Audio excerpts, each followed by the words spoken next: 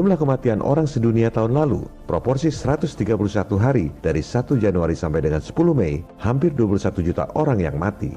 Jumlah kematian akibat kanker tahun lalu, pada periode yang sama, 3 juta orang. Kematian akibat HIV atau AIDS, 616.000 orang. Akibat diare, 586.000 orang. Akibat TBC, 530.000 orang. Akibat malaria, 359.000 orang. Akibat COVID-19 disebut 280.000 orang. Artinya, dari 100 orang yang mati di seluruh dunia, cuma 1 orang yang mati karena katanya terinfeksi COVID. Itu pun hasil tesnya 80% meleset. Bukan karena PCR-nya, tapi karena nggak ada acuan ilmiah yang disebut gold standard.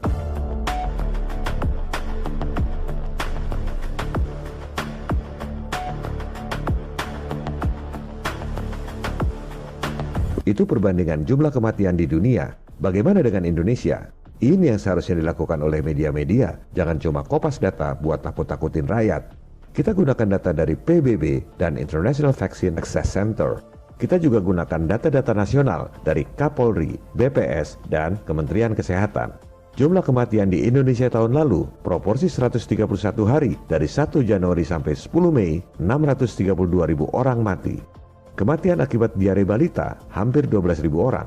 Akibat kecelakaan lalu lintas, 8.400 orang. Akibat HIV atau AIDS, 1.600 orang.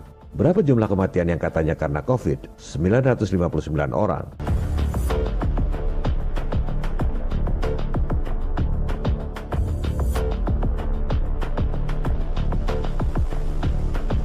Bukan kita mengecilkan para korban, bukan kita tak berempati, tapi kita harus lihat dalam konteks secara keseluruhan. Banyak yang nanya, di rumah sakit kenapa banyak yang mati? Loh, kok cuma nanya yang 0,2%? Kenapa nggak nanya yang 99,8%? Matinya karena apa? Jumlah orang yang mati karena kecelakaan lalu lintas hampir 9 kali lipat dari yang mati karena COVID. Kenapa nggak tutup aja sekalian semua jalan raya karena banyak yang mati?